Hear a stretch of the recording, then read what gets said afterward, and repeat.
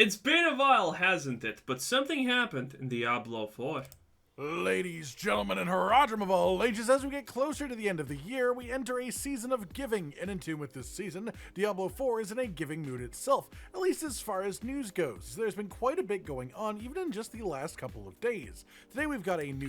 Everyone's just playing the overpowered Ancient Hammer build, because Diablo 4 is honestly so flawed that the only things that are currently cool and people want to play are the most overpowered broken builds because of how damage spongy the opponents are otherwise. New hotfix to talk about, along with some quality of life buffs to Abattoir of Zir pushing. We have the first confirmed completed tier 25 of the Abattoir of Zir activity, which feels crazy to actually say at this moment. And then we also have a recently discovered bug that was genuinely make players murder themselves and causing a lot of confusion that is now starting to actually... But of course, I'm surprised someone finished 25, because when I heard that it wasn't finished in the first day, I was like, oh wow, it's been 3 days and the maximum tier that has been done is 16? I thought the Sorceress Immortality build was gonna do tier 20. That's crazy. Maybe it didn't have the DPS to actually do it. Who knows? Clear up. So let's dive into it all, starting off with the official news in the form... By the way, if the first clear on 25 was by a druid, I just can't. Of the hotfix that hit a couple of nights ago. This in itself was not massive, at least not what it said that it was changing, which was all bugs. Mostly just fixing the buff for Midwinter Wards as part of the Midwinter Blight event to last for the intended 60 minutes instead of only 6 minutes, as that is just, obviously much more irritating to keep active than 60 minutes would be. Then also fixing a bug where if in a group one of your players leaves... Oh man, I look at this and I'm playing Season of Discovery and currently leveling my shaman and I'm like, oh great, rock biter weapons falling off because you know what, I've been having 5 minutes of game time. And by that I mean running on the road for 3 minutes, so better reapply my rock biter weapon. Blizzard, please, just please make it so we don't make all buffs 1 hour. It's so easy, right? The Abattoir of Zir, just before the Bloodseekers spawn in, they would sometimes just not spawn at all, which would just destroy your run, destroy your sigil, and that would suck. Niche interaction, definitely not something you would have done purposefully in any way, but now it is fixed, which is definitely a good thing. Then of course we have stability and performance improvements. By itself, when this hotfix was released, it was just sort of like, okay, I guess, small patch. Oh, by the way, I'm currently done with D4. I'm waiting for the new season, whatever. I don't care. I'm done. I haven't logged in a half a month at the bare minimum at the moment. And currently I'm playing PoE, like any normal person when the season comes out. Totem player. Oh yeah, been a while since I did a Totem build. Templar Totemer. Nice. Mini hotfix, not a big deal, continue as normal. But then as people continued playing the game throughout the night, they realized something was a little bit off, a little bit different. And then of course Adam Fletcher, the Global Community Development Director for Diablo 4, made a post about how there was maybe another aspect of this hotfix that they didn't actually tell us at all beforehand. The reason for that is unknown, but they are at least being extremely candid about it here, and the change is significantly reducing the sigil powder cost of crafting blood-forged sigils, as well as significantly reducing the sigil powder reward from completing an Abattoir tier successfully. The idea... Oh wow, that's such a good change, because let's be real, the Abattoir of Zir taking up to 800 powder to just craft 1 sigil was absolute insanity. If you're making something like endgame like the Abattoir of Zir, something that most people are gonna fail at, let's be completely honest, you're not supposed to succeed at it, technically. Well, make it so that people can try it at any point, okay? That's the easiest way to do this. But no, 800 powder, wow, what a time to be alive. And it took them how long now to? 18 hours ago, and this video is 14 hours old. So yeah, what a great time to be alive. Everyone complained about the powder cost for a week or 2 weeks or something like that, and then Blizzard fixed it. Classic Blizzard. They don't know what a hotfix honestly is, I don't think, at this point. The idea behind this is essentially to lower the barrier to entry a notable amount. Here we see the actual numbers themselves for every single tier from 1 to 25, what they used to cost, what they now cost, what they used to drop, and what they now drop. And the main thing that you will notice is that the cost... Dude, this is crazy. Look at this. 800 for 1. Oh my god. Like DM said, you need to farm for half an hour to an hour to just make a tier 1. Oh, that's so dumb. Cost is reduced an absolutely insane amount that makes it actually approachable for people who didn't farm up sigil powder for weeks beforehand. And the second thing, though, is that the powder reward has also dropped nearly equally, not quite as equally, because it's an important thing to say. Oh, by the way, also this makes it completely irrelevant. So essentially, what they have done is, if you complete a level, you're getting another attempt at that level, or most likely 2 attempts on average, right? So essentially, there's no point even to have this cost, because if you can do tier 1 constantly, and congratulations, you have now infinity entrance with the powder. It's dumb.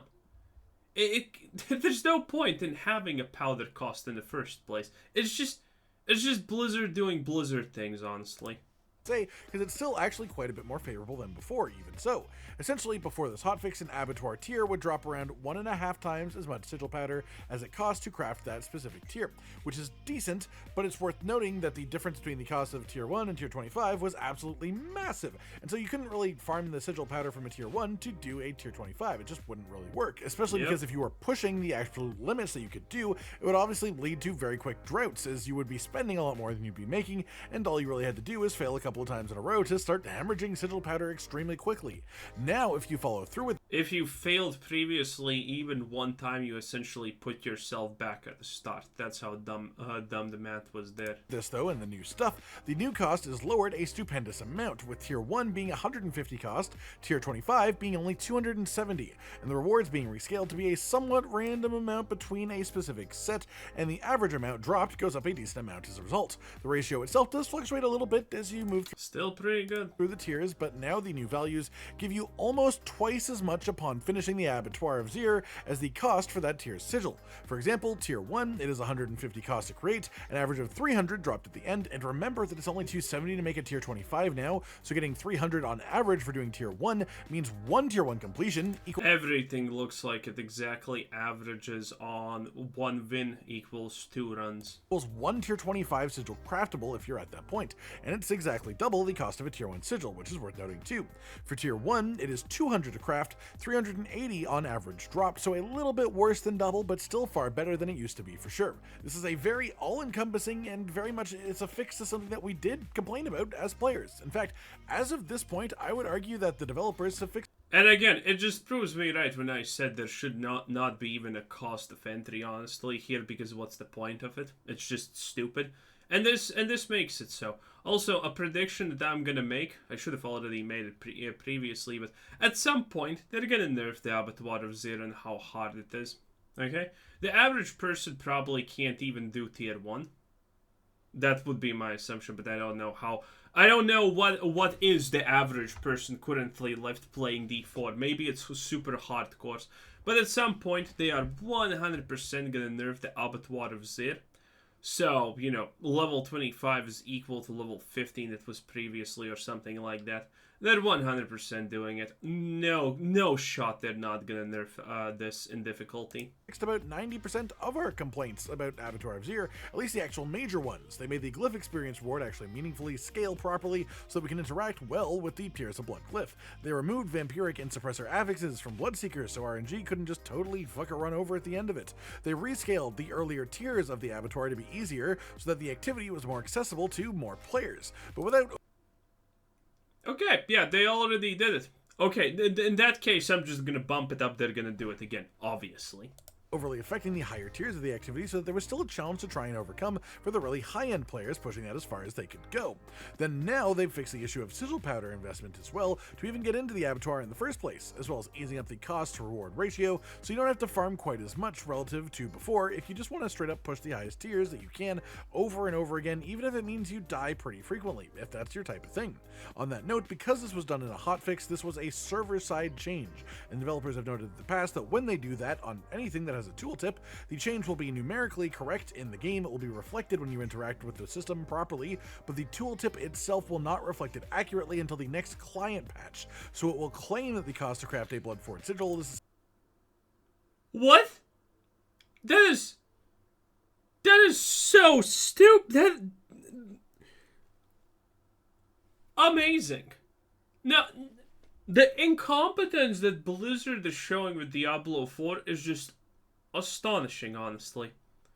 This is on the same equivalent tier as you need to load everyone else's inventory, stash, stabs, friends list, and family tree when you otherwise you can't play online. This is crazy. That's crazy. That's so unbelievably stupid. Same as it was before, but you can look at your own sigil powder while you're crafting one and watch it go down the new updated amount as they've stated here, rather than crazy high old amount, so that's just a much better. Then they also just say, hey, thanks for the feedback, they will keep working on implementing it. Amazing, and that is an important thing to actually remember here. The Abattoir of Zir as a whole was sold to us as an... This just shows that we never can be certain what's a bug in this game and what's not a bug in this game, honestly. That just unironically proves it, because even when Blizzard fixes something, nerfs something, maybe it doesn't reflect correctly in the game, so how are you supposed to know? It's so stupid. Experiment, really. A testing grounds for future Ultra endgame activities. The launch was a bit rough for it, for sure, no doubt about that, but they quickly and effectively have fixed a hell of a lot of the issues that we had with it. It isn't perfect by any means, sure, but it is more than serviceable at what it was originally intended to do, pushing players to their absolute limits. Then we have a second hotfix, this one hitting just last night and not affecting the Abattoir at all, simply increasing the material gains from Midwinter Blight so you can get your holiday rewards a little bit faster and smoother. The amount seems to be up a decent bit, which is nice for sure, but given that this doesn't really affect... Did Blizzard not first nerf, honestly, the drop rate? I don't know, I'm actually asking. But typically for Blizzard it would be, yes, people are doing X to get things faster. Let's nerf it. So you're telling me Blizzard skipped the nerf part and instantaneously buffed things because they understood, wait a minute, maybe people do things that they like, so we shouldn't nerf them? I don't know, that doesn't sound like the Blizzard that I know.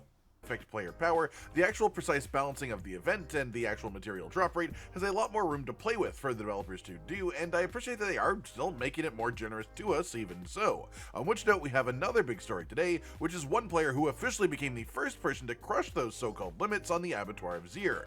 This is a video on Billy in which a barbarian player using the updated current spinning hammer of the ancients build, something that takes advantage of animation canceling, unique interactions with channeling skills and attack speed, bleed applications, and just fishing for procs will absolutely immortal. A really cool build for sure, and of course this also does involve oh jeez, look at this dude. Snapshotting.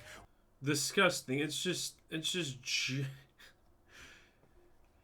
Oh, that's not a sponge. I don't know what's above a sponge, but whatever is above a sponge, this is it. Which we had a video about recently if you want to know more about as a whole, but essentially it's the idea of getting your ring legendary aspect to work as if it was a two-handed legendary aspect as an example, meaning it gets double effectiveness for free. That part of it is... Yeah, this looks exactly like Diablo 3. That's not good. That is really not good, because this is what Diablo 3 was all about. Go into a rift, and then try to nuke these things down, and they have... Oh, that's sad, dude. That's sad.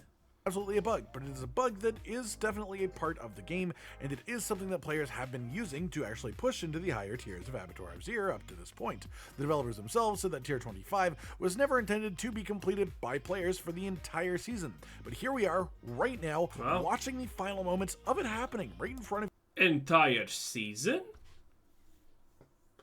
Does this mean that Abattoir of Zir actually stays as a mechanic?